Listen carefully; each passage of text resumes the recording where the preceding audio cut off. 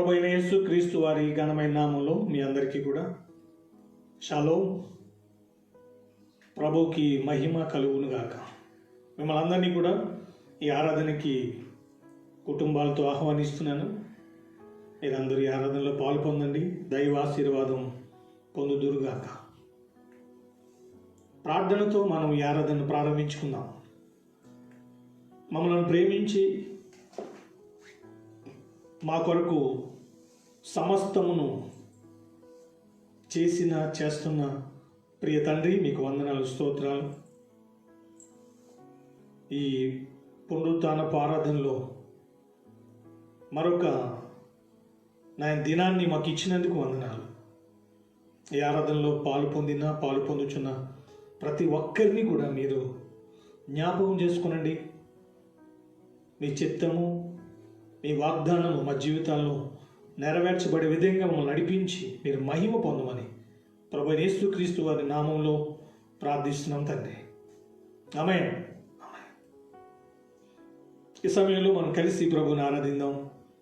మాతో కలిసి మీరు కూడా ఈ యొక్క ఆరాధనలో ప్రభువుని మహిమపరచండి, ప్రభువుని ఘనపరచండి. Glory to Lord Jesus.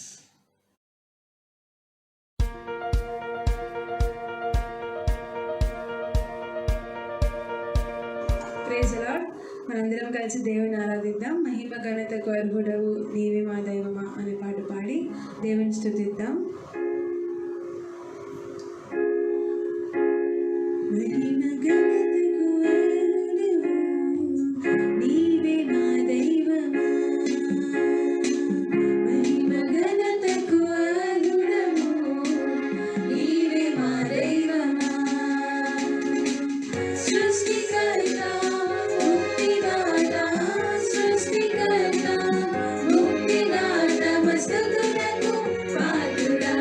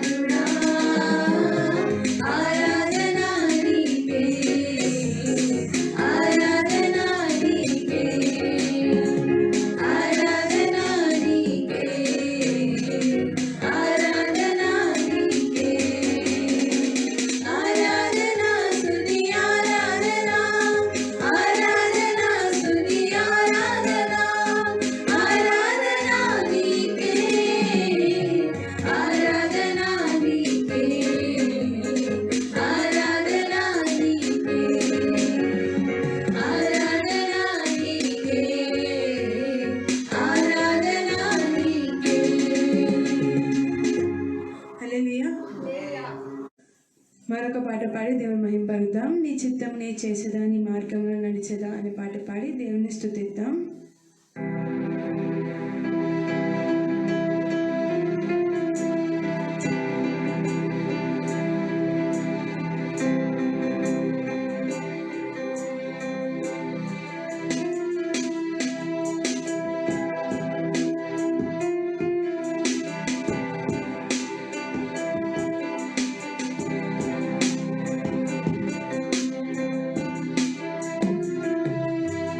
నీ చిత్తం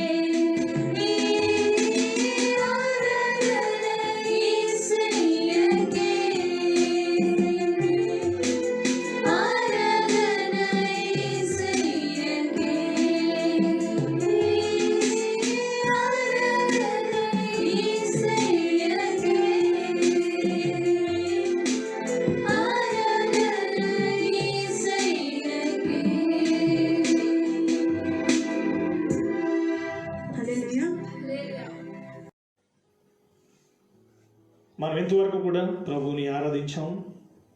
ఈ సమయంలో ప్రభు వాక్యం కొరకు మనం ప్రభుకి అప్పగించుకుందాం, మనం సిద్ధపరచుకుందాం. ప్రార్థనతో మన వాక్యంలోకి మనం ప్రవేశిద్దాం. Glory lord Jesus. తండ్రి, మీ స్తోత్రాలు, స్తుతులు, కృతజ్ఞతలు చెల్లిస్తూ మీ పరిశుద్ధాత్మని యొక్క సన్నిధిని బట్టి, మీ పరిశుద్ధమైన వాక్యాన్ని బట్టి మా జీవితాలను ప్రభువా మీ వాక్యం ద్వారా, మీ యొక్క ఆత్మ సన్నిధి ద్వారా ప్రభువా మమ్మలను దర్శిస్తున్నందుకు, మీ కార్యాలను జరిగించి మీరు మహిమ పొందాలని మీకున్న గొప్ప మనసును బట్టి కూడా వందనాలు. ఆ రీతిగా మమ్మలను నడిపించండి, దీవించండి, మీరు మహిమ పొందమని ఇప్పుడున్న పరిస్థితులన్నింటిలో కూడా మాతో ఉండి నడిపిస్తున్నందుకు కృతజ్ఞతలు చెల్లిస్తూ ప్రభువైన యేసుక్రీస్తు వారి ఘనమైన నామములో ప్రార్థిస్తున్నాం తండ్రి. ఆమేన్.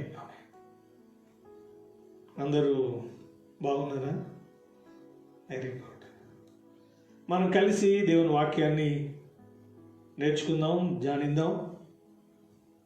మీ పెన్ను, బుక్ కూడా పెట్టుకోనండి, మంచి అలవాటు అది. దేవుని వాక్యంలోకి వెళ్ళకముందు దేవుడు నాకు ఇచ్చిన ఒక ప్రాఫెసీ, ఈ వీక్ డేస్లో ప్రార్థన చేస్తున్నప్పుడు దేవుడు ఒక విషయాన్ని ఆయన బయలుపరిచాడు. ఆల్రెడీ జనవరిలో కూడా ఒక విషయాన్ని ప్రభు చెప్పాడు. ఆ రోజు దేవుని మందిరంలో సంఘం ముందు ఆ విషయాన్ని చెప్పడం కూడా జరిగింది. మన భయంకరమైన దినాలు రాబోతున్నాయి అన్న విషయాన్ని ఆ రోజు దేవుడు చెప్పడం జరిగింది. ఆ దినాలు మనం చూస్తున్నాం. అలాగే ప్రత్యేకించి భారతదేశం గురించి దేవుడు ఒక విషయాన్ని ఆయన రివీల్ చేశాడు. భారతదేశము ప్రపంచ దేశాలలో పోలిస్తే ఒక భయంకరమైన ముప్పు పొంచి ఉంది అన్న విషయాన్ని దేవుడు జ్ఞాపకం చేయడం జరిగింది. దాని విషయంలో మనం భయపడిన అవసరం లేదు. తప్పించేవాడు, రక్షించేవాడు, పరిస్థితులను మార్చేవాడు మన దేవుడు. కాబట్టి మనం ఇట్లాంటి విషయాలు విన్నప్పుడు మనం అలర్ట్గా, జాగ్రత్తగా ప్రభు యొక్క కార్యం కొరకు మనం ఎదురు చూద్దాం. కాబట్టి ఇప్పుడున్న పరిస్థితులు చాలా దయనీయంగా, మన ఆలోచనలకు అర్థం కాని విధంగా ఉన్నాయి. కాబట్టి మనం బీ కేర్ఫుల్. ఇది మనం జాగ్రత్తగా ముందుకు వెళ్ళే దినాలు. కాబట్టి మనం ఈ విషయాల్లో ప్రభు వైపు చూద్దాం. దేవుడు నాకు ఇచ్చిన ఒక అద్భుతమైన వాక్య భాగాన్ని మనం నేర్చుకోబోతున్నాం. ఇప్పుడున్న పరిస్థితుల్లాగానే, ఇప్పుడు పరిస్థితులు ఎలా ఉన్నాయి మనం చూస్తున్నాం. మరణం అన్నది మన సరౌండింగ్, మన చుట్టుపక్కలంతా కూడా మరణ వాతావరణం కనిపిస్తుంది, మరణ మృదంగం కనిపిస్తుంది. మనుషులు బయటికి వెళ్ళాలన్నా కూడా ఒక భయాందోళనతో ఉన్నారు. రాజులైనా, సీఎంలైనా, ప్రైమ్ మినిస్టర్స్ అయినా, ప్రెసిడెంట్స్ అయినా, ప్రతి ఒక్కరు కూడా ఇప్పుడున్న పరిస్థితుల్ని ఎలా ఎదుర్కోవాలో అర్థం కావట్లేదు. కానీ ఒక గుడ్ న్యూస్ దేవుడు మనకున్నాడు. కాబట్టి ఇప్పుడున్న పరిస్థితులు మనం గమనించినట్లయితే ఎలాంటి నిర్ణయాలు మనం తీసుకోవాలి, ఎలా ముందుకు వెళ్ళాలి. ఈ పరిస్థితుల్లో దేవుడు డైరెక్ట్గా ఇది చేయడు. దేవుడు ఏదైనా చెయ్యాలంటే త్రూ ఆయన ఎవరినైతే ఏర్పాటు చేసుకున్నాడో వారి ద్వారానే చేస్తాడు. ఎందుకంటే ఆమోస్ గ్రంథంలో మనం చూస్తాం 3:7లో, ఏదైనా దేవుడు చేయాలనుకున్నప్పుడు తన సేవకులకు బయలుపరచకుండా ప్రభువైన యెహోవా ఏమీ చెయ్యడు అని ఆమోసు గ్రంథంలో మనం చూస్తాం. 3:7లో ఆ మాట రాయబడింది. కాబట్టి ఆల్రెడీ దేవుని వాక్యంలో ఇప్పుడున్న పరిస్థితులు లాంటి పరిస్థితులు కూడా బైబిల్లో అప్పుడున్న ప్రజలు ఎదుర్కొన్నారు. ఒక విపత్తు గురించి మనం ధ్యానించబోతున్నాం దేవుని వాక్యంలో. ఆ టైంలో దేవుడు ఏ రీతిగా తన ప్రజల్ని ఆ విపత్తు నుండి లేకపోతే ఆ ప్రతికూల పరిస్థితుల నుండి దేవుడు తప్పించడం దేవుని లేఖనాల్లో మనం చూస్తున్నాం. కాబట్టి ఈరోజు కూడా మనకి ఆధారం ఏంటంటే దేవుని వాక్యమే. ఆ రోజు వారిని తప్పించాడు, ఈరోజు మనల్ని తప్పిస్తాడు. ఆ రోజు వారితో దేవుడు ఉన్నాడు, ఈరోజు మనతో కూడా దేవుడు ఉన్నాడు. కాబట్టి అది మనం నమ్మినప్పుడు ఆ విషయాలు బైబిల్లో రాయబడింది ఏదో ఊహించి రాసినవి కాదు, అది జరిగిన సంఘటనల్ని మనం దేవుని లేఖనాల్లో మనం చూస్తున్నాం. కాబట్టి అవి జరిగినాయి, ఇప్పుడు మన లైఫ్లో కూడా జరుగుతాయి. ఇక్కడ 2వ రాజుల గ్రంథం 7వ అధ్యాయంలో ఒక సంఘటన గురించి రాయబడింది. ఇది ఎలీషా టైంలో జరిగింది. ఎలీషా టైంలో వచ్చిన కరువు గురించి రాయబడింది. కరువు మాత్రమే కాదు, నేను అనుకుంటాను అలాంటి కరువు అంతకుముందు తరాలు వచ్చిందో లేదో నాకు తెలియదు, కానీ అక్కడ రాయబడిన విషయాలు చూస్తే వచ్చి ఉండకపోవచ్చు అనిపిస్తుంది. ఈ 7వ అధ్యాయంలో ఒక కరువు గురించి రాయబడింది. ఇది ఎలీషా టైంలో జరిగింది. అలాగే మొదటి రాజుల గ్రంథంలో కూడా 17లో ఏలియా టైంలో కరువు వచ్చింది. అది 3.5 years, 3.5 సంవత్సరాలు ఆ కరువు ఉంది. అందుకని యాకోబు రాసిన పత్రికలో దేవుడు ఏలియా గురించి మాట్లాడుతూ, ఏలియా మన వంటి స్వభావం కలిగిన మనుషుడే, అతడు ఆసక్తితో ప్రార్థన చేయగా 3.5 సంవత్సరాలు వర్షం కురవలేదు. అతడు మరలా ప్రార్థన చేసినప్పుడు ఆకాశం వర్షం ఇచ్చాను, భూమి తన ఫలం ఇచ్చాను అని యాకోబు రాసిన పత్రికలో మనం చూస్తాం, చాప్టర్ 5లో.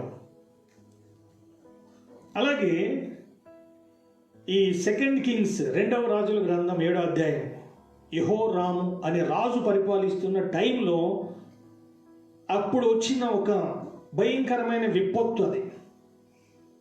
ఏలియా టైంలో 1 Kings 17, ఇదేమో 2 Kings 7, 17 and 7. అక్కడ దేవుడు ఏ రీతిగా ఇశ్రాయేలీయులకి సహాయం చేస్తాడో రాయబడింది ఏలియా టైంలో. ఇక్కడ మనకి ఇప్పుడున్న పరిస్థితుల్లో మనకి కావలసిన విషయాలు ఇందులో ఉన్నాయి. ఇప్పుడున్న పరిస్థితుల్లో మనం ఎలా ముందుకు వెళ్ళాలో మనం నేర్చుకోవాల్సిన విషయాలు ఇందులో ఉన్నాయి. ఈ 2 Kings 7లో మనం చూస్తే అక్కడైతే ఓన్లీ కరువే ఉంది, కానీ ఇక్కడ కరువు మాత్రమే కాదు, ఆ పట్టణం లోపల కరువు ఉంది. పట్టణం బయట చూస్తే సిరియన్లు ఇశ్రాయేలీల్ని చంపడానికి, ఇశ్రాయేలీల్ని చూసినట్లయితే వాళ్ళని నాశనం చేయడానికి వాళ్ళు బయట పొంచి ఉన్నారు. ఆ టైంలో ఇశ్రాయేలీలు సిరియన్లని ఎదుర్కొనే శక్తి వాళ్ళకి లేదు, సామర్థ్యం వారికి లేదు. అంత మాత్రమే కాదు, ఆ టైంలో ఇశ్రాయేలీలు కూడా దేవునికి ఎగినెస్ట్గా ఉన్నారు. ఈ యెహోరాము అనే రాజు 9th పర్సన్ అయిన ఇశ్రాయేలీల్ని సొలొమోన్ తర్వాత పరిపాలిస్తున్న రాజుల్లో యెరోబాము తర్వాత ఈయన చూస్తే యెరోబాము నుంచి 9th పర్సన్, 9వ రాజు ఈయన. ఇశ్రాయేలీల్ని ఆ రోజు 19 మంది రాజులు పరిపాలించారు. ఒక్కడు కూడా దేవునికి భయపడి దేవునికి లోబడి జీవించిన దాఖలు కనపడవు. అటువైపునేమో యూదా రాజ్యాన్ని 20 మంది రాజులు పరిపాలించారు. అందులో 8 మంది మాత్రమే దేవునికి భయపడి దేవునికి లోబడి పరిపాలించారు. సొలొమోన్ తర్వాత 39 మంది రాజులు ఇశ్రాయేలీని పరిపాలించారు. అందులో 8 మంది మాత్రమే చక్కగా ఉన్నారు. మిగతా వాళ్ళందరూ కూడా 31 persons, 31 మంది దేవునికి ఎగినెస్ట్గా వాళ్ళు జీవించినట్లుగా పరిపాలించినట్లుగా మనం చూస్తాం. ఈ యెహోరాము అన్న వ్యక్తి టైంలో ఈ ఇన్సిడెంట్ జరిగింది. ఆ పరిస్థితులు ఎలా ఉన్నాయో ఒకసారి మన దేవుని వాక్యం మనం చూస్తే, నేను చదువుతున్నాను 2 Kings chapter 7లో 3వ వచనం 4వ వచనం. అప్పుడు పట్టణపు గుమ్మమునొద్ద 4 కుష్ఠరోగులుండగా వారు ఒకరినొకరు చూచి, మనము చనిపోవు వరకు ఇచ్చట ఎందుకు కూర్చుండవలెను? పట్టణంలోనికి పోవదమనుకొంటిమా? పట్టణమందు క్షేమమున్నది, అచ్చట చనిపోదుము. ఇచ్చట ఊరక కూర్చున్నను, ఇచ్చటను చనిపోదుము. పదండి, సిరియన్ల దండు పేటలోనికి పోదుము రండి, వారు మనలను బ్రతకనిచ్చిన బ్రతుకుదుము, మనలను చంపిన చత్తుము అని చెప్పుకున్నారట. ఇక్కడ వీళ్ళు పరిస్థితి ఎలా ఉందంటే, పట్టణంలో క్షామం ఉంది, బయట ఏమో యుద్ధ వాతావరణం ఉంది. ఈరోజు కూడా మన దేశ పరిస్థితి కూడా ఎలా ఉంది. దేశంలో ఒక విధంగా చెప్పాలంటే రోగం ఉంది, బయట ఏమో యుద్ధ వాతావరణం కూడా ఉంది. ఇక్కడ వీళ్ళకి ఈ ఈ నలుగురు కుష్ఠరోగులు మాట్లాడుకుంటున్నారు, ఇలా ఉంది. ఇంకెంత సివియర్గా ఉందంటే ఈ కరువు 6వ అధ్యాయంలో కూడా ఒక వాక్య భాగం నేను చదువుతున్నాను, 25వ వచనంలో. అప్పుడు సొమ్రోనులో గొప్ప క్షామము కలిగి ఉండగా గాడిద యొక్క తల 80 రూపాయలకును అరపావు పావురపు రెట్ట 5 రూపాయలకును అమ్మబడెను. వారు అంత కఠినముగా ముట్టడి వేసి ఉండిరి. భయంకరమైన కరువు, తినడానికి ఏమీ లేదు. ఈ రీతిగా భయంకరమైన క్షామం, ఒక విధంగా చెప్పాలంటే మరణపు కోరల్లో వారు చిక్కుకున్నారు. ఇంకా మీరు ఆశ్చర్యపోతారు, 6వ అధ్యాయంలో చూస్తే పిల్లల్ని కూడా వండుకుని తినేసారట వాళ్ళు. అంత భయంకరమైన పరిస్థితులను వారు ఆ దినాల్లో ఎదుర్కొన్నారు. ఇటువంటి పరిస్థితుల్లో బయట యుద్ధ వాతావరణం ఉంది, లోపల క్షామం ఉంది. ఇటువంటి పరిస్థితుల్లో దేవుడు చూస్తూ ఉంటాడా? మన దేవుడు ఎప్పుడు కూడా మీ చావు మీరు సావండి అని అనేవాడు కాదు, మీ తలరాత అని అనేవాడు కాదు. ఒక విధంగా ఆ టైంలో ఇశ్రాయేలీలు కూడా దేవునికి భయపడిన ఆ స్థితిలో లేరు. వాళ్ళు దేవుని వాక్యానికి అనుకూలంగా కూడా వారు లేరు. అయినా సరే దేవుడు ఎంత కనికర సంపన్నుడు, ఎంత దయ కలిగిన వాడు, ఎంత ప్రేమ కలిగిన వాడు. ఆ రోజైనా ఈ రోజైనా దేవుని ప్రేమ మార్పు లేదు. ఇప్పుడు కూడా ఆయన మనం ప్రేమిస్తున్నాడు. ఎంతగా ప్రేమిస్తున్నాడంటే మన దగ్గర మాటలు లేవు. ఆయన సిలువలో చేసిన త్యాగమే ఆయన ప్రేమకు నిదర్శనం. కాబట్టి ఆ రోజు దేవుడు వారిని ప్రేమించాడు. 7 మొదటి వచనం మనం చూస్తే 2వ రాజులు చాప్టర్ 7లో మొదటి వచనం నేను చదువుతున్నాను. దేవుడు దైవజనుడు పంపించి ఒక విషయాన్ని అక్కడ వారితో చెప్తున్నాడు. అప్పుడు ఎలీషా రాజుతో ఇట్లనెను, యెహోవా మాట ఆలకించుము. యెహోవా సెలవిచ్చినదేమనగా, రేపు ఈ వేళకు సొమ్రోను ద్వారమందు రూపాయి ఒక్కింటికి 1 మానిక సన్నని పిండియు, రూపాయి ఒక్కింటికి 2 మానికల యవలను అమ్మబడును. ఇలాంటి పరిస్థితిలో దైవజనుడిని దేవుడు పంపించాడు. ఆయన వెళ్ళి చెప్తున్నాడు, రేపు ఇక్కడ సమృద్ధి అయిన ఆహారం ఉండబోతుంది. మీరు ఆశ్చర్యపోతే నమ్మారనుకున్నారు, వాళ్ళు నమ్మలే. థ్యాంక్ యూ జీసస్, లేకపోతే దేవునికి కృతజ్ఞతలు ఏం చెల్లించలే వాళ్ళు. ఈ పరిస్థితిలో దేవుడు మనకు ఒక మాట ఇచ్చాడు చాలు మనకి అని ఆ సంతోషం కానీ ఆ విశ్వాసం కానీ వారికి కలగలే. అక్కడ ఒకడు ఉన్నాడు, అధిపతి అట. వాడంటాడు, దేవుడు ఆకాశ కిటికీలు తెరిచిన, తలుపులు కదట, ఆకాశ కిటికీలు తెరిచినా కూడా ఇలా జరగదు. అంటే వాడి ఉద్దేశం ఎలా ఉందంటే, వాడు ఇశ్రాయేలీయుడే అంటే దేవునికి ఇది సాధ్యం కాదని అన్నట్టుగా మాట్లాడాడు. మాట్లాడేది దైవజనుడే కానీ ఆయన లోపల ఉన్నది దేవుడు. వెంటనే ఏం చెప్పాడు, నువ్వు చూస్తా కానీ చస్తావన్నాడు. భయంకరమైన స్టేట్మెంట్ వాడికి వచ్చింది అది. మిగతా వాళ్ళనేమో దేవుడు చెప్తున్నాడు, మీరు బ్రతుకుతారు, నేను మిమ్మల్ని పోషిస్తాను. నమ్మకపోతే ఏమవుతా? ఈరోజు కూడా చాలామంది దేవుని మాటను నమ్మే స్థితిలో కనపడలే. సేవకు లేదని చెప్తే వాళ్ళకి ఇలాగే అనిపిస్తుంది, వాళ్ళకి కేర్లెస్గా మాట్లాడేవాళ్ళు. కాబట్టి బీ కేర్ఫుల్. దేవుని మాట విన్నప్పుడు దేవునికి మనం కృతజ్ఞతలు చెల్లించాలి. దేవుడు చూస్తున్నాడు ఆ పరిస్థితిలో ఆయన ఏం చేయబోతున్నాడో ఆ పరిస్థితి గురించి మాట్లాడట్లేదు ఆయన. దేవుడు ఏం చేయబోతున్నాడు అది మాట్లాడుతున్నాడు. ఈరోజు మనం కూడా నేర్చుకోవాల్సింది ఏంటంటే, ఇప్పుడున్న పరిస్థితుల గురించి మనం ఆలోచించినా మాట్లాడినా మనకున్న విశ్వాసం ఆవిరైపోయింది. కానీ ఇప్పుడున్న పరిస్థితుల్లో దేవుడు ఏం చేయబోతున్నాడు దాన్ని వాక్యం ద్వారా దేవుడు చెప్తాడు, ప్రాఫెసీ ద్వారా దేవుడు దాన్ని చెప్తాడు, దర్శనాల ద్వారా దేవుడు దాన్ని చెప్తాడు. కాబట్టి అది ఇంపార్టెంట్. ఈరోజు అలాంటి వ్యక్తులుగా మనం జీవించాలి. ఇక్కడ దేవుడు చెప్పాడు, నేను రేపు ఇక్కడ సమృద్ధి అయిన ఆహారాన్ని ఇవ్వబోతున్నాను. ఈ కరువు ఎప్పుడు నుండి ఉందో మనకి అక్కడ ఆ విషయాలు రాయబడలేదు. ఏలియా టైంలో అయితే 3.5 years ఆ క్షామం ఉంది. 3.5 years వరకు దేవుడు ఏం చేయలేదు. ఆయనకు ఒక టైం ఉంటుంది ప్రతిదానికి కూడా. అందుకని బైబిల్ ఇలా రాయబడింది, అనుకూల సమయమందు నీ మొర ఆలకించి తిని.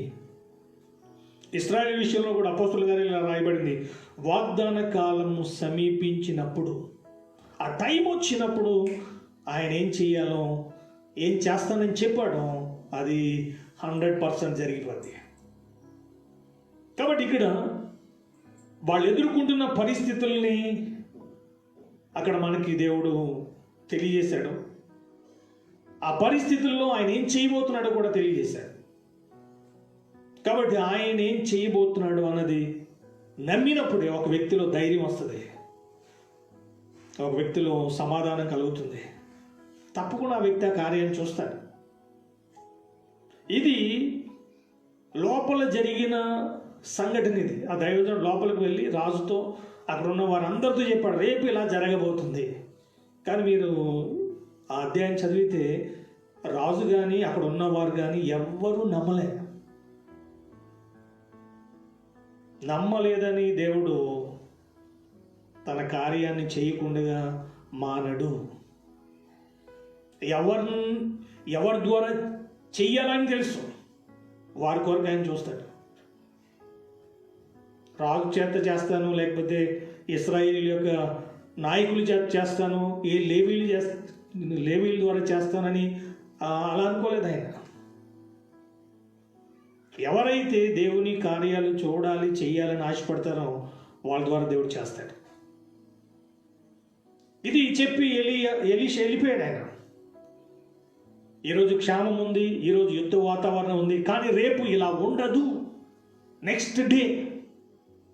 నిజంగా అక్కడ టైం దేవుడు అనౌన్స్ చేశాడు, నెక్స్ట్ డే ఇలా ఉంటుంది.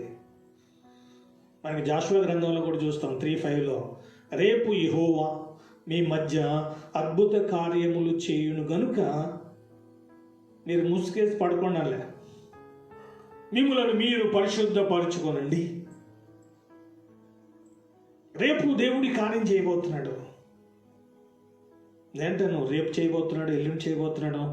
ఒకటి మాత్రం వాస్తవం, మన ద్వారా దేవుడు మన రాష్ట్రంలో, మన దేశంలో ఆయన కార్యాలను చేయబోతున్నాడు. నమ్మిన వారు దేవునికి స్తోత్రం చెప్పండి, హల్లెలూయా. ఇక్కడ ఎవరిని వాడుకుంటాడు దేవుడు, అది ఇంపార్టెంట్. ఇక్కడ దేవుడు ఒక నలుగురిని ఆయన చేసే కార్యం కొరకు ఆయన వాడుకున్నాడు. అప్పుడున్న పరిస్థితుల్లో 4 members దొరికారు ఆయనకి. ఆయన కార్యాన్ని చూసేవాళ్ళు, ఆయన కార్యంలో పాలు పొందేవారు. కాబట్టి వారికి ఉన్న విషయాలను మనం ఆలోచిస్తే ఈరోజు మనకు కూడా అలాంటి ఆలోచనలు, అనుభవాలు మనం కలిగి ఉన్నట్లయితే నో డౌట్ మన ద్వారా కూడా ఇప్పుడున్న పరిస్థితుల్లో దేవుడు తన కార్యాన్ని చేయగలడు. నమ్ముతున్నారా? నమ్మాలి. ఎందుకంటే నమ్ముట నీ వలన అయితే నమ్ము ప్రతివానికి సమస్తము సాధ్యమే. ఇక్కడ 4 విషయాలు మనం నేర్చుకోబోతున్నాం. ఈ 4 ఇంపార్టెంట్ ఎక్స్పీరియన్సెస్, 4 అనుభవాలు మన జీవితంలో మనం కలిగి ఉన్నట్లయితే ఇప్పుడున్న ఈ క్లిష్ట పరిస్థితుల్లో దేవుని కార్యాలు మనం చూడగలం. మనం దేవుని వాక్యంలో ఆ విషయాలను గమనిద్దాం. 2 Kings 7లోనే మనకి ఆ విషయాలు కనిపిస్తున్నాయి. ఇక్కడ 4 కుష్ఠరోగులు ఆ రోజుల్లో ఇశ్రాయేలీయుల యొక్క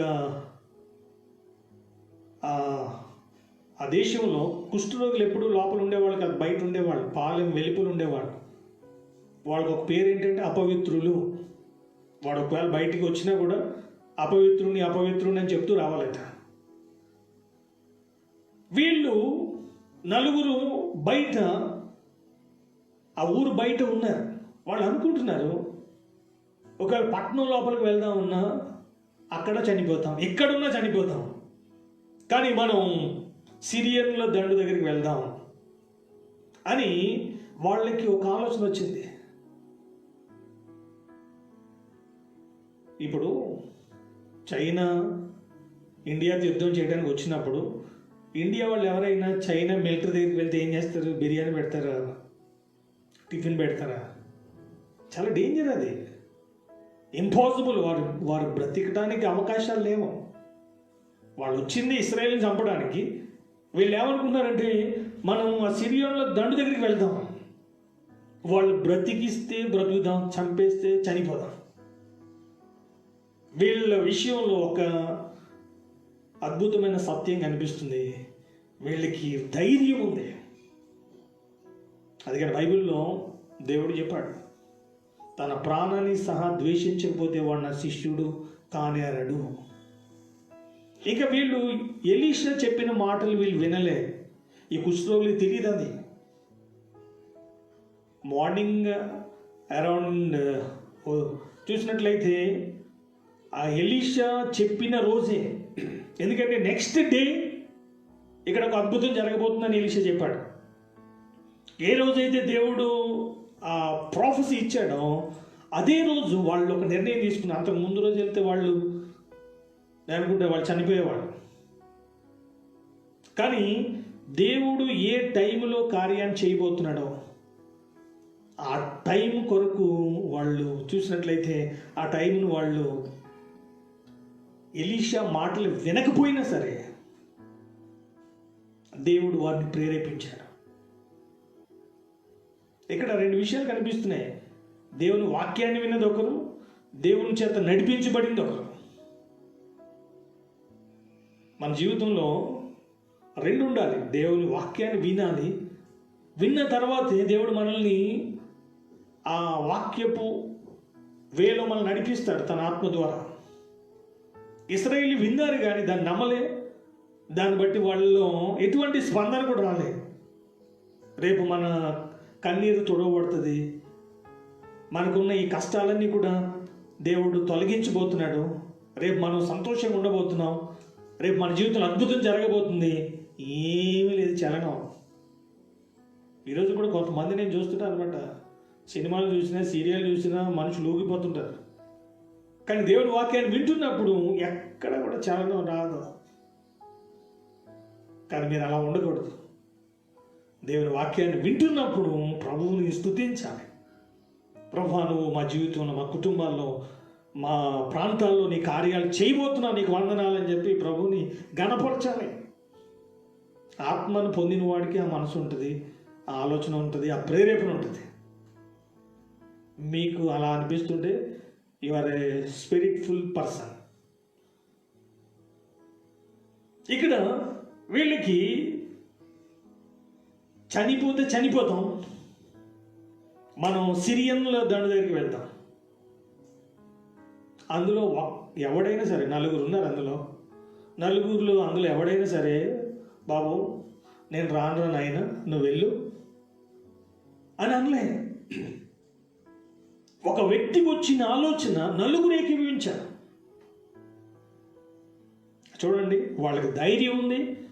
అదే రీతిగా వాళ్ళు ఒక్కరికి ఒకరు ఏకీభవించుకున్నారు. ఈరోజు దేవుని పిల్లలకు ఉండవలసింది ఏంటి తెలుసా?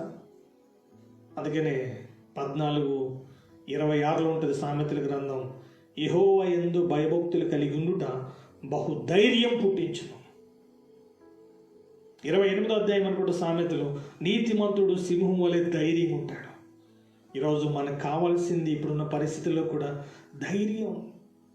వాళ్ళు అనుకున్నారు, ఒక తెగింపు వచ్చారు, చస్తే చేస్తాం. ఏ రోజైనా చావాల్సిందే. ఒక ఆయన చెప్పాడు మంచి స్టేట్మెంట్, భయపడేవాడు రోజు చస్తాడట, ధైర్యంగా ఉన్నవాడు జీవితంలో ఒకసారి చస్తాడు. కాబట్టి వీళ్ళకి ఒక తెగింపు వచ్చింది, మనం సిరియన్ల దండు వైపు వెళ్దాం. అది వాళ్ళకు వచ్చిన ఆలోచన కాదు, దేవుడు వాళ్ళు పెట్టిన ఆలోచన అది. ఆ రోజు దేవుడు ఒక అద్భుతం చేయబోతున్నాడు. ఎవరిని వాడుకున్నాడంటే దేవుడు 4 కుష్ఠరోగులను వాడుకున్నాడు. కుష్ఠరోగులు అంటే ఓల్డ్ టెస్ట్మెంట్లో అపవిత్రులు, అదే న్యూ టెస్ట్మెంట్లో కూడా ఎక్కువ మంది ఆయన ఫాలో అయింది పరిశుద్ధులు కాదు, అపవిత్రులే. కానీ దేవుడు వారిని పరిశుద్ధపరిచి నీతిమంతులుగా పరిశుద్ధులుగా మార్చాడు ఆయన. ఆ రోజున పరిచయులు శాస్త్రులతో కూడా దేవుడు చెప్పాడు, మీకంటే ముందుగా వేశ్యలు సుంకర్లు దేవుని రాజ్యంలో ప్రవేశిస్తారని చెప్పాడు. వాళ్ళకి శారీరకంగా కుష్ఠరోగం ఉండొచ్చు, మనుషులు కనిపించేది, కానీ వాళ్ళ హృదయంలో మాత్రం ఒక ప్రత్యేకమైన స్థానం దేవునికి ఉంది. కొందరు పైకి బాగా కనిపిస్తారు కానీ లోపల ఉండేది వేరు. అందుకే దేవుడు పై రూపాన్ని చూడు, దేవుడు హృదయాలను చూస్తాడు. కాబట్టి ఇక్కడ వీళ్ళు ఏం కనిపిస్తున్నారు? ధైర్యం కనిపిస్తుంది. చస్తే చస్తాం, బ్రతికితే బ్రతుకుతాం, వెళ్దాం మనం. మీరు నమ్మండి, ధైర్యంతో అడుగేస్తే ఏమైతే తెలుసా, దేవుడు అద్భుతం చేస్తాడు. ఇట్లా వారు ఎక్కడ జరగలే. చాలా దేవుడు ఎన్నో యుద్ధాలు చేయించాడు ఇశ్రాయేల్ చేత, కానీ ఇదేమో ఎంటైర్ డిఫరెంట్. ఇది ఈ యుద్ధం ఎలా జరిగిందంటే మీరు ఆశ్చర్యపోతారు. నేను చదువుతున్నాను ఆ వాక్యాన్ని. వీళ్ళు ఎప్పుడైతే ధైర్యంతో ఒక అడుగు వేయటానికి నిర్ణయించుకున్నారో, 6వ వచనంలో నేను చదువుతున్నాను, అక్కడ రాయబడిన మాట, యెహోవా రథముల ధ్వనియు గుర్రముల ధ్వనియు గొప్ప సమూహపు ధ్వనియు సిరియనుల దండునకు వినబడినట్లు చేయగా, వారు మన మీదకి వచ్చుటకై ఇశ్రాయేలీ రాజు హిత్తీయుల రాజులకును ఐగుప్తీయుల రాజులకును బెత్తమిచ్చి ఉన్నాడని సిరియన్లు ఒకరితో ఒకరు చెప్పుకొని లేచి తమ గుడారములలోనైనను గుర్రములలోనైనను గాడిదల్లోనైనను దండుపేటలో నున్న వాటిలోనైనను ఏమీ తీసుకొనకయ్యే తమ ప్రాణములు రక్షించుకొనుటకు చాలుననుకొని సంధ్య చీకటిని ఉన్నట్టుగా పేట విడిచి పారిపోయి ఉండిరి. ఎంత అద్భుతం ఇది! వీళ్ళు ఎప్పుడైతే మనం వెళ్దాం సిరియన్ల దండ దగ్గరికి కానీ ఎప్పుడైతే నిర్ణయం తీసుకుని వీళ్ళు వెళ్తున్నారో, దేవుడు ఏం చేశాడట, రథముల సౌండ్, గుర్రముల శబ్దము, సమూహం వస్తే ఎలా ఉంటుందో జస్ట్ వాయిస్ వినపడిందట. నిజంగా ఆయన ఎంత అద్భుతం! ఎవరు లేరు అక్కడ, గుర్రం లేదు, రథం లేదు, జనాలు లేదు, కానీ వాళ్ళు ఎక్కడి నుంచి వస్తున్నాయి గుర్రాలు, ఎక్కడి నుంచి వస్తున్నాయి రథాలు, ఏం చూడలేదు. జస్ట్ ఆ సౌండ్ వినగానే ఇంకా నాకు ఆశ్చర్యం కలిగించింది ఏంటంటే, ఇప్పుడు ఆడు పరిగెట్టే కన్నా గుర్రం మీద వెళ్తే త్వరగా వెళ్తాడు కదా, కనీసం ఆ గుర్రాన్ని ఇప్పుకుని గుర్రం మీద వెళ్ళాలనే ఆలోచన కూడా రాలేదు వాడికి. ఏతున్నాయి అన్నీ విడిచిపెట్టి బ్రతుకు జీవుడు అని చెప్పి పారిపోయారట. వీళ్ళు ఆ దండుపేట దగ్గరికి వచ్చినప్పుడు, ఆ శత్రువుల యొక్క ఆ గుడారాల దగ్గరికి వచ్చినప్పుడు ఎవ్వరూ లేరాడా. వీళ్ళకి ఏం అర్థం కాలేదు, ఇదేంటి ఎవరు లేరు ఇక్కడ, గుడారాలు ఉన్నాయి, గుర్రాలు ఉన్నాయి, ఆ గుడారంలో ఉండవలసినవి అన్నీ ఉన్నాయి, కానీ మనుషులు లేరు. వీళ్ళకి ఏం అర్థం కావట్లేదు వీళ్ళకి. మరి ఎన్ని రోజులైంది భోజనం చేసి, తర్వాత సంగతి చస్తే చస్తాం, ఉంటే ఉంటాం అని చెప్పి ఫస్ట్ ఏం చేశారట, వీళ్ళు ఏం చేశారంటే మీరు చూడండి 8వ వచనం, కాబట్టి ఆ కుష్ఠరోగులు దండుపేట వెల్లుపట్టి భాగం వద్దకు వచ్చి ఓ గుడారంలోకి చొచ్చి భోజన పానములు చేసి అచ్చట నుండి వెండి బంగారములను బట్టలను ఎత్తుకుని పోయి దాచిపెట్టి తిరిగి వచ్చి మరొక గుడారంలో చొచ్చి అచ్చట నుండి సొమ్ము ఎత్తుకుని పోయి దాచిపెట్టింది. వారు మనం చేయనది మంచి పని కాదు, నేటి దినమున శుభవర్తమానము గల దినము. చూడండి, వీళ్ళకున్న ఆలోచన మనం గమనించినట్లయితే తీరాడికి వచ్చిన తర్వాత ఎవరు లేరు అక్కడ. ఎందుకంటే దేవుడు ఆల్రెడీ ఎలీషా ద్వారా చెప్పాడు, రేపు మీరు ఈ విషయాల్ని ఈ కార్యాలని చూడబోతున్నారు. ఆయన స్టార్ట్ చేశాడు ఆయన కార్యాన్ని. ఈ సిరియన్లు పారిపోయారు. ఎవడు తరమకుండా, అందుకే బైబిల్ ఉంటుంది దుష్టుడు అంటే ఎవడు తరమకుండగానే పారిపోవునని ఉంటుంది. వాడిని ఎవడు తరవడం అవసరం లే. సామెతల్లో ఆ మాట మనం చూస్తాం. కాబట్టి ఈ సిరియన్ వెళ్ళిపోయారు అట్లా. దేవుని మాట అది.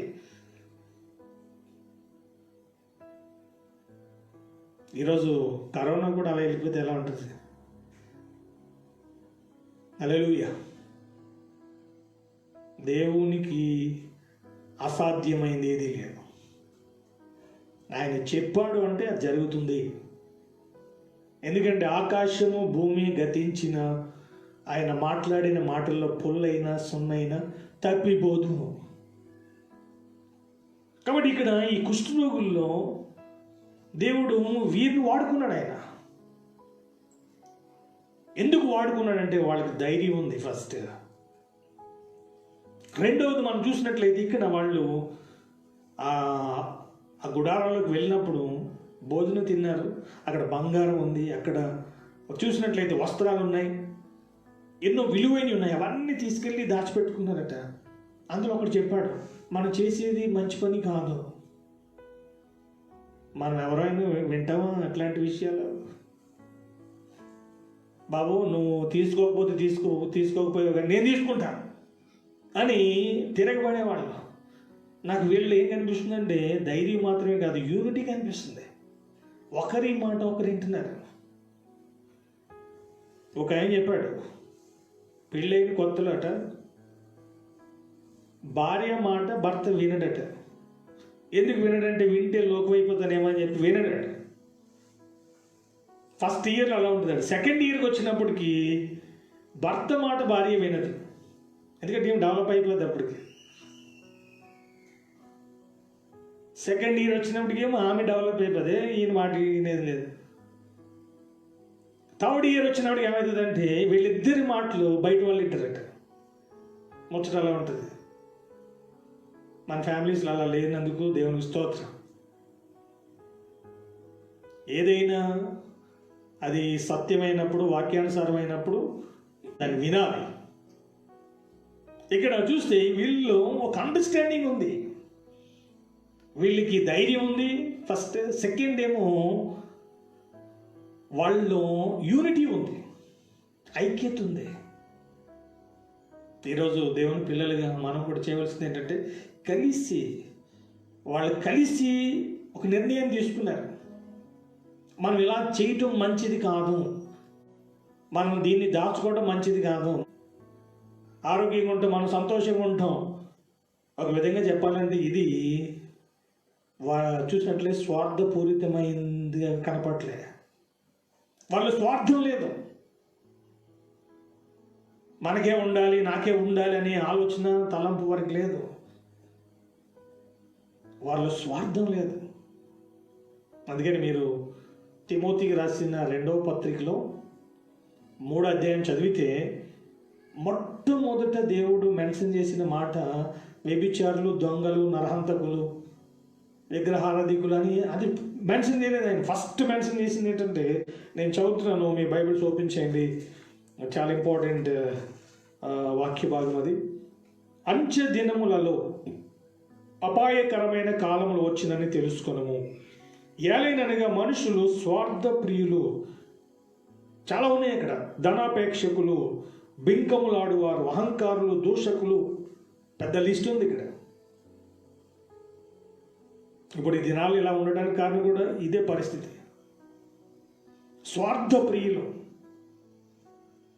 వాడు మంచిగా ఉంటే చాలు, వాడు ఆరోగ్యంగా ఉంటే చాలు, వాడు తింటే చాలు. కానీ వీళ్ళలో స్వార్థం లేదు.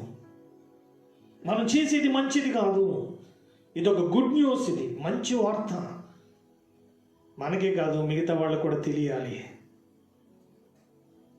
యేసుప్రభు వారు కూడా ఈ లోకానికి వచ్చింది కూడా, ఆయన పుట్టినప్పుడు ఇలా రాయబడింది, ప్రజలందరికీ కలుగుబో మహా సంతోషకరమైన సువర్తమానము, గుడ్ న్యూస్. మనుషులందరినీ కూడా దేవుడు రెండవ మరణం అనే నరకం నుండి తప్పించడానికి ఆయన ఈ లోకానికి వచ్చాడు. మనుషులందరి పాపముల కొరకు తన పరిశుద్ధమైన రక్తాన్ని చిందించి మరణించి తిరిగి లేచాడు ఆయన. ఎందుకు సువార్త ప్రకటించాలి అంటే అది ఆ రక్షణ, ఆ సంతోషం, ఆశీర్వాదం నా దగ్గర ఆగిపోకూడదు. ఇది మిగతా వారి జీవితాల్లో, కుటుంబాల్లోకి, ప్రాంతాల్లోకి బైబిల్ ఎలా రాయబడింది, సర్వలోకానికి. No country, no continent, no district, ఆయనకి జిల్లా లేదు, రాష్ట్రం లేదు, దేశం లేదు, ఖండం లేదు, బూదిగంతంలో అని చెప్పాడు ఆయన. కాబట్టి అది దైవికమైన మనస్సు. అది వారిలో ధైర్యం ఉంది ఫస్ట్. సెకండ్ ఏమో యూనిటీ ఉంది. వాళ్ళు నలుగురు కలిసి వెళ్ళారు. అందుకని బైబిల్ మనం చూస్తాం, ఎక్కడైతే ఐక్యత ఉంటుందో అక్కడ ఆశీర్వాదము, శాశ్వత జీవము ఉండునని యెహోవా సెలవిస్తున్నాడు. 133 కీర్తన మనం చూస్తాం. యూనిటీ ఉంటే చాలు.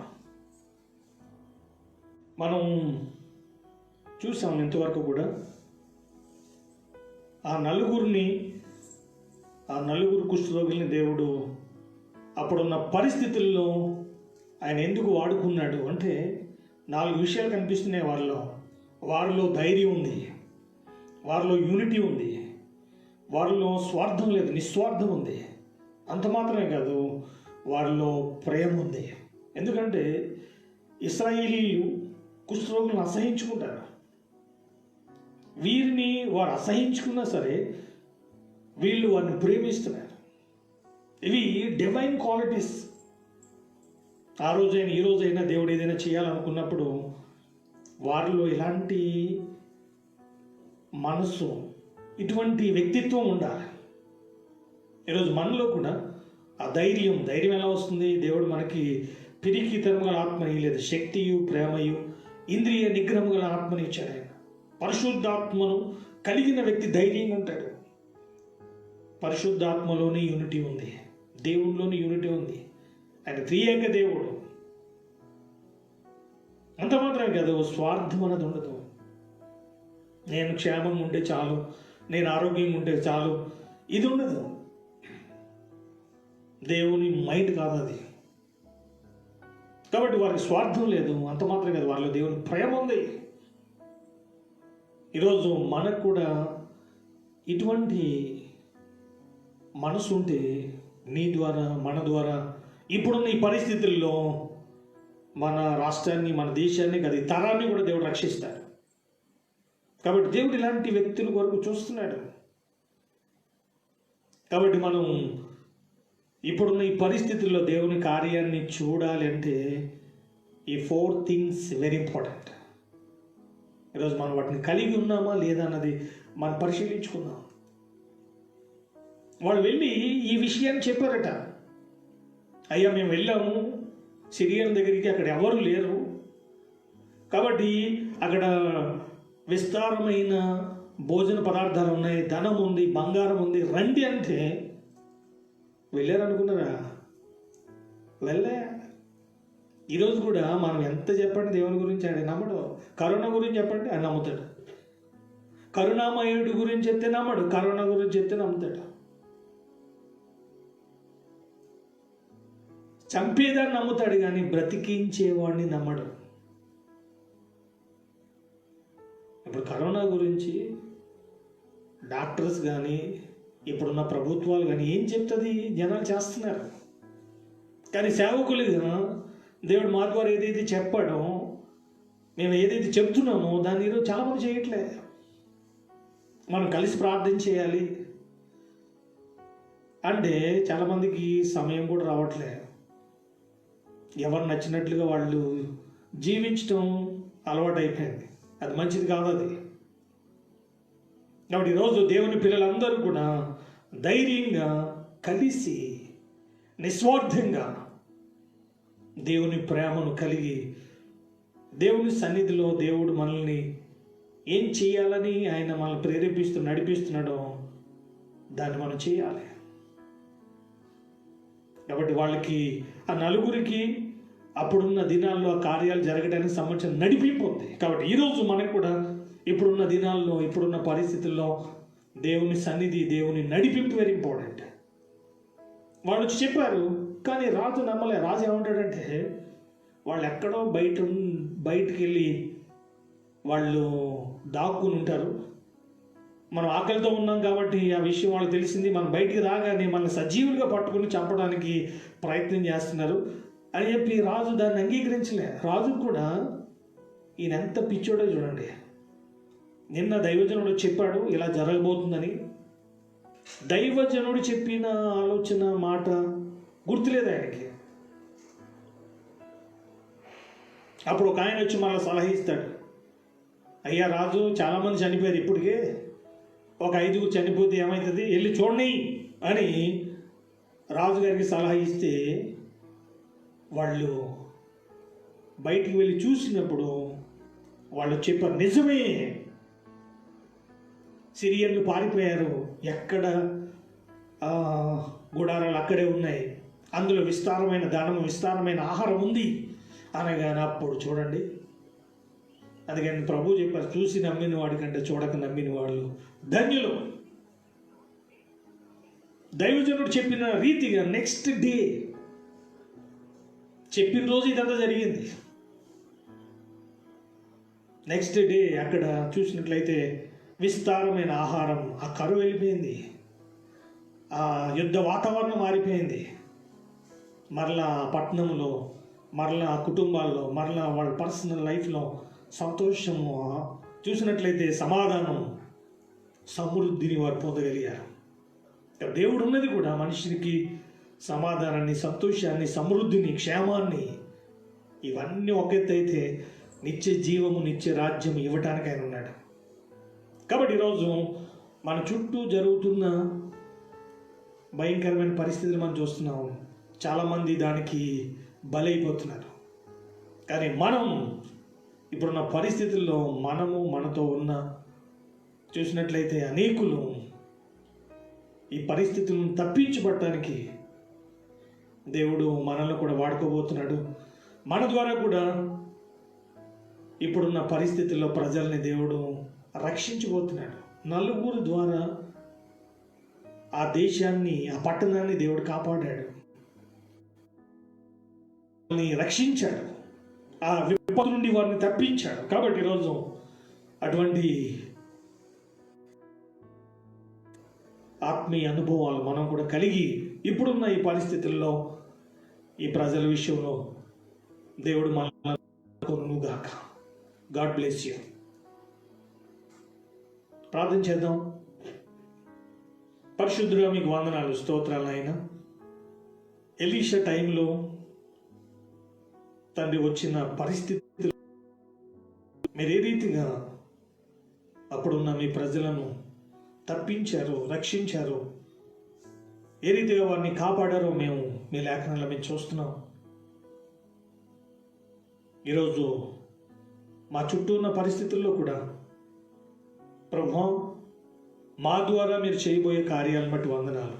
ఆ 4 కుష్ఠరోగులను మీరు ఏ రీతిగా వాడుకున్నారో, వారికున్న ధైర్యం, వారికున్న యూనిటీ, వారికున్న నిస్వార్థం, వారికున్న ప్రేమ ఈరోజు మాకు కూడా తండ్రి మేము కూడా కలిగి తండ్రి ఇటువంటి కార్యాలు ఈ దినాల్లో మేము చూసే విధంగా, చేసే విధంగా మమ్మల్ని బలపరచమని, ఆ రీతిగా మమ్మల్ని బ్లెస్ చేయండి, మీరు మహిమ పొందమని ప్రభువైన యేసుక్రీస్తు వారి ఘనమైన నామంలో ప్రార్థిస్తున్నాం తండ్రి. ఆమేన్. అదే రీతిగా దేవునికి మనం అర్పించవలసిన ఆఫరింగ్స్ అండ్ టైత్స్, కానుకలను, దశంభాగములను ప్రభువుకు అర్పిద్దాం. దేవుని వాక్యాన్ని మనం నెరవేర్చవలసిన వారమై ఉన్నాం. దేవుడు ఉన్నాడు.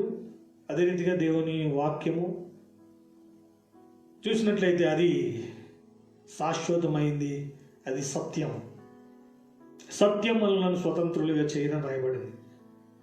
కాబట్టి దేవుని మాటకు లోబడినప్పుడు దేవుడు ఎట్లా దాన్ని మన జీవితంలో నెరవేరుస్తాడో దేవుని లేఖనాల్లో మనం చూస్తాం. అదే మలాకి 3:10లో ఆయన ఏం చేయబోతున్నాడో, మనం ఏం చేయాలో ఆయన అక్కడ తెలియజేశాడు. నా మందిరంలో ఆహారం ఉండునట్లుగా 10వ భాగం అంతయు మీరు నా మందిరపు నిధులను తీసుకున్నారండి. దీన్ని చేసి మీరు నన్ను శోధించిన ఎడల నేను ఆకాశ వాకిళ్లను విప్పి పట్టజాలనంత విస్తారంగా దీవెనలు కుమ్మరించదనని సైన్యములకు అధిపతి యెహోవా సెలవిస్తున్నాడు. మనుషుల మాటలు చాలామంది వింటారు, చేస్తారు. కానీ బైబిల్లో రాయబడింది, దాని వలన మనుషుల మాటలు నమ్మినవాడు శాపగ్రస్తులను రాయబడింది. దేవుని మాటను నమ్మి దేవుని మాటకు లోబడితే అది ఆశీర్వాదం. అది కాబట్టి ఈరోజు దేవుని ఆశీర్వాదం మనం పొందుదాం. స్క్రీన్ మీద కనబడిన యొక్క డీటెయిల్స్కి మీ ఆఫరింగ్స్ అండ్ టైప్స్ పంపించండి. దేవుడు మిమ్మల్ని దీవించును గాక. God bless you.